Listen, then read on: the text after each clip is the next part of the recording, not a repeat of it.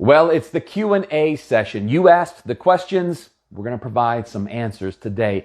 Interestingly, all of the questions that we were asked had to dealing with difficult people and the difficult circumstance. Everything from people who are ticking you off to people who seem to be too far off to people who have been laid off. Your questions and answers today.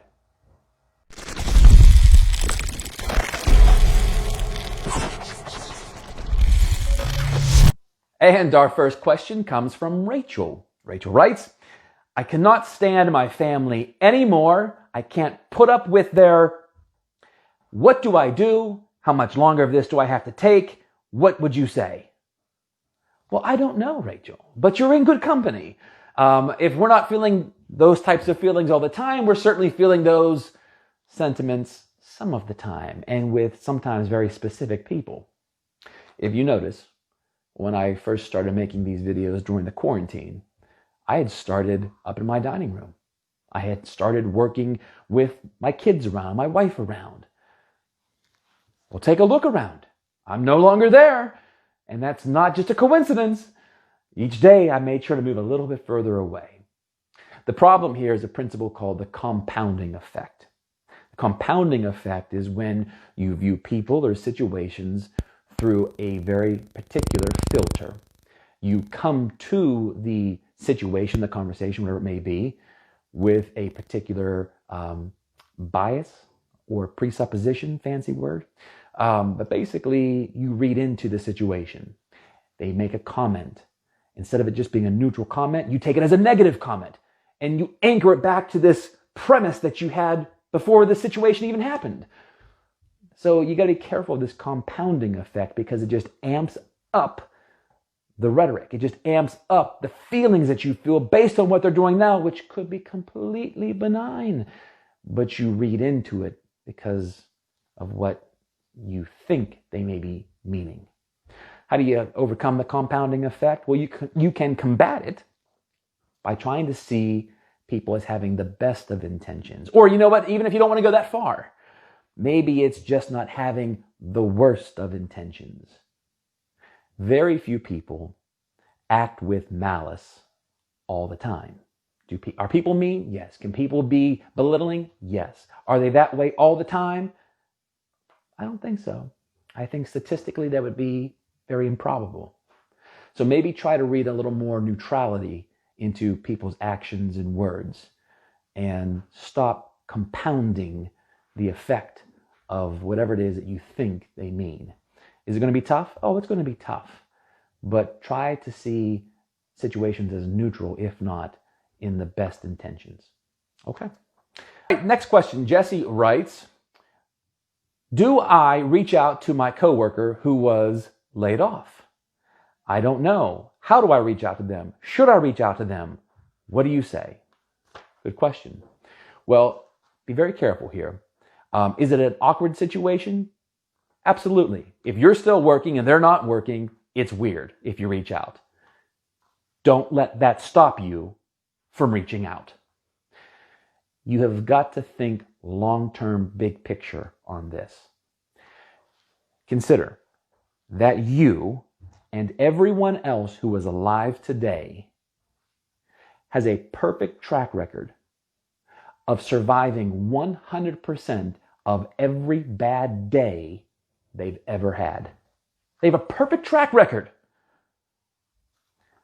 This situation, although sucks, it's just a temporary situation.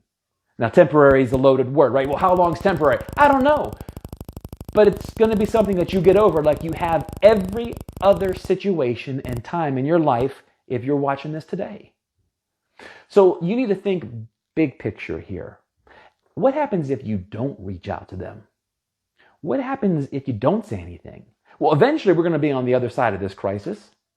And then that's going to be really weird when you see them then, because you had forgotten about them or you didn't reach out to them now. The goal is when we get on the other side of this crisis that we can pick up the pieces quickly, that we can move forward quickly and stronger together quickly. So if you don't reach out, if you don't show some compassion, some caring, some humanness, then it's going to get really weird. Now, how do you have that conversation? I don't know. Just be compassionate. How are you doing? What's going on? And you look, I know you know the answer to probably how they're doing. You can read into it, but let them voice it. Sometimes they just need to voice it, right? So sometimes maybe your goal is to just simply be a shoulder to cry on or a listening ear.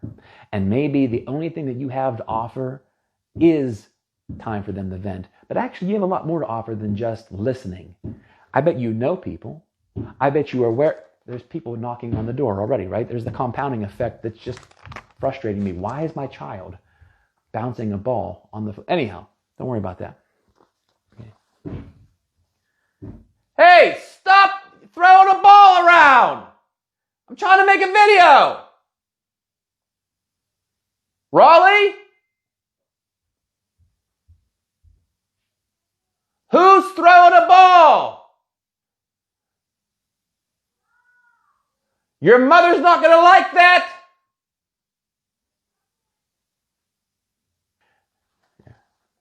Now, how do you have that conversation?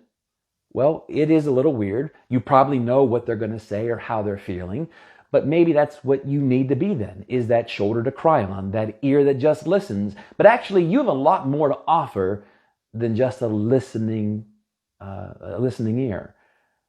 I bet you know people that might be able to help them. I bet you're connected to other people that might be able to provide resources to them or access to things for them. You have a lot more to provide and bring to the table to help them than just a listening ear. But even if it only is a shoulder to cry on, that's fine too. Again, think big picture, long term. And our last question comes from Lisa. She writes, my grandkids are not with me. I can't see them, hold them, hug them, kiss them, or love them like I used to. I'm so hurting. How do I get through this? Well, that is very hard. But it says a couple things. Your question, your feeling, your sentiment tells me that you probably have a really strong, loving relationship with them. That's important. People who don't have these types of feelings didn't have that type of relationship. So one, it says a lot about your relationship. Okay, so now how do we help you in this case? Well, okay, so there's going to be a time that you're not with them. And it seems as if things are out of your control with regards to that. But there's still a lot within your control here. At no other time has it been better to be in a quarantine than right now. There's been quarantines all throughout history. But when did they have email? When did they have text messages? When did they have emojis to share with people? When could you pick up a phone or a computer and still see and talk and laugh with the person? The quarantine is not ideal. And it does seem like something that just keeps going on. But that doesn't mean that it doesn't mean that you're not in control of some things with the relationship. And it doesn't mean that the relationship is completely gone. Have some perspective. Is it tough? Yeah. Are you going through some feelings of grief and loss? Yeah. But are there some things that you can still do? Do you still have some control? Can you still connect with them? Absolutely. Well, I hope something here has been helpful to you. If you have any other questions, please comment below. Let us know what it is that is on your mind, that we might be able to help you keep moving forward in this time. And remember, it's not ideal. We'd rather not be in this type of a situation. But eventually, we'll get past it. And there's a new normal that's established. But here's the thing. It's a new normal. You keep hearing that phrase, new normal, new normal. You have been adapting and adjusting to a new normal from the very day you were born. Every phase of life, every encounter in life adds to a new normal. We just don't normally think of it like that. But so things are going to be different on the other side of the whole quarantine, and you'll adapt, and you'll adjust, and you'll thrive, just like you always have. Stay positive.